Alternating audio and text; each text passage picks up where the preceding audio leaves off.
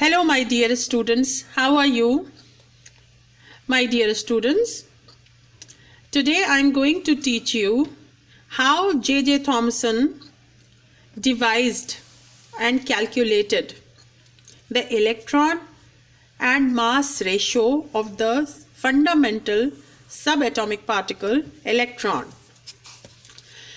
And he used this instrument. It is a specially designed instrument which seems like a cathode tube, in which he passed on current and applied electrical field and magnetic field and observed the rays, cathode rays, which are negatively charged and applying different strengths. This tube is currently located in a museum in London. And how he did this, we are going to learn it today. So we begin with the name of God. J.J. Thomson,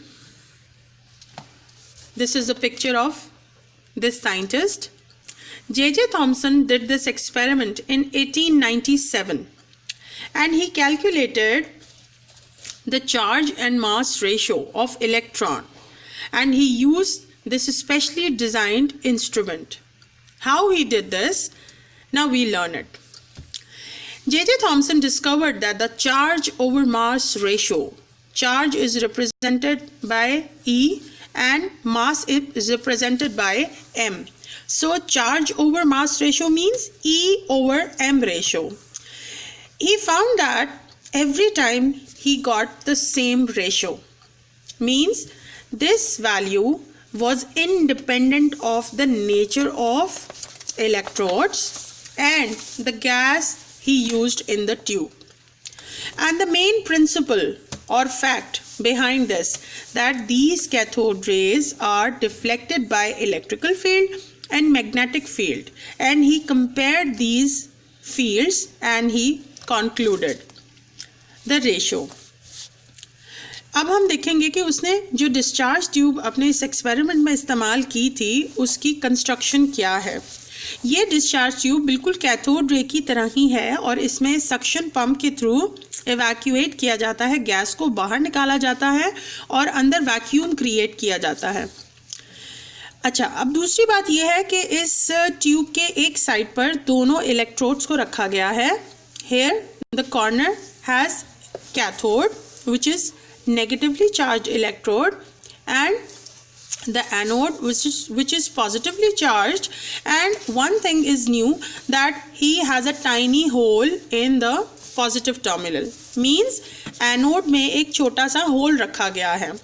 जब electricity को पास किया जाता है तो cathode raise cathode से निकलती हैं जिन पर नेगेटिव आयन होता है। ये वही रेज हैं जो कि डिस्चार्ज ट्यूब में इस्तेमाल हुई थी, यानी इलेक्ट्रॉन की डिस्कवरी में इस्तेमाल हुई थी। As the high voltage is applied, तो कैथोड रेज निकलती हैं, they are emitted from cathode and they start moving in the direction of anode, यानी वो एनोड की तरफ हाई वेलोसिटी से मूव करती हैं और यहाँ पर टाइनी होल से उनको पास करवाया जाता है and they go straight and strike on the screen. Now, screen which is used here is fluorescent. यानी whenever electrons will strike on this screen, we will get a glow. और जो चमक पैदा होगी वो हमें बता दिया जाएगा कि यहाँ इस पॉइंट पर कैथोड रे आकर हिट करती हैं.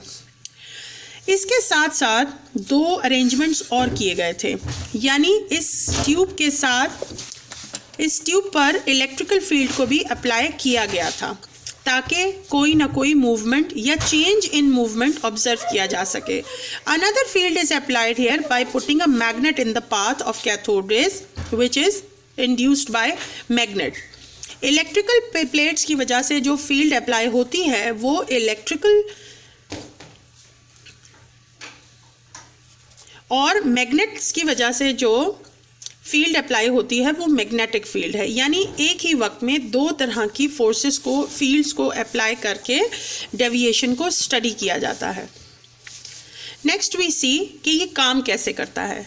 Whenever electricity is allowed to pass through the tube, the cathode rays start start and traveling and strike at point B. We get glow here. But when we apply electrical field, electrical field apply करते ही ये रोज bend कर जाती हैं, deviate कर जाती हैं और strike करती हैं एट पॉइंट ए। ये डिफ्लेक्शन बिल्कुल वैसी है जो कि इलेक्ट्रॉन की डिस्कवरी में भी इस्तेमाल हुई थी। नेक्स्ट, जब इलेक्ट्रिकल फील्ड को स्विच ऑफ कर दिया जाता है और मैग्नेट को रखा जाता है तो मैग्नेटिक फील्ड की वजह से ये रे अब अपना रास्ता बदलती हैं और जाती हैं पॉइंट सी पर। यानी इलेक्ट्रिकल फील्ड पर और मैग्नेटिक फील्ड अप्लाई करने पर हमें दो मुख्तलिफ जगहों पर striking off the cathode rays मिलती है। याद रहे कि जो स्ट्रेंथ ऑफ इलेक्ट्रिकल फील्ड है वो भी कंट्रोल्ड है और जो मैग्नेटिक फील्ड है वो भी कंट्रोल्ड है, यानी हम इनकी क्वांटिटीज़ को कम ज़्यादा करके भी इफ़ेक्ट को ऑब्जर्व करते हैं। नाउ अब सवाल पैदा होता है कि how charge over mass ratio was calculated. यहाँ पर तीन काम बहुत ज़रूरी समझने पड़ेंगे। एक, इलेक्ट्रिकल फील्ड अप्लाई करके हमने ऑब्जर्व किया कि कहाँ हमें और कितना हमें कैथोड रेज स्ट्राइक करती हैं। दूसरा, by applying magnetic field we notice the path and the quantity of the rays striking on the screen. And the third very important conclusive point is when we compare both of the fields. So he was able to calculate the charge over mass ratio of electron, which was found to be 1.7588 into 10 raised to the power 11 coulombs per kg. This means that 1 kg of electrons have 1.7588 into 10 raised to the power 11 coulombs of charge. ये science में chemistry की तारीख में बहुत बड़ी discovery थी, क्योंकि atom के अंदर मौजूद इलेक्ट्रॉन के रेशो को बताया गया था कि इस छोटे से नेग्लेजिबल पार्टिकल पर कितना चार्ज मौजूद है। ये चार्ज बहुत ज़्यादा था क्योंकि इलेक्ट्रॉन का मास जो है वो तीनों सब एटॉमिक पार्टिकल्स में से सबसे कम यानी ऑलमोस्ट नेग्लेजिबल है। ओके क्लास, आज की इस वीडियो में इतना ही। इसके बाद नेक्स्ट टॉपिक मैं आपको नेक्स्ट लेक्चर में डिलीवर करूँगी। अगर इस चैनल को सब्सक्राइब नहीं किया तो इसको फ़ौरन सब्सक्राइब करें, बेल आइकन प्रेस करें ताकि केमिस्ट्री में अपलोड होने वाली तमाम वीडियोज़ आप जब चाहें वॉच कर सकें। Thank you, God bless you and take care.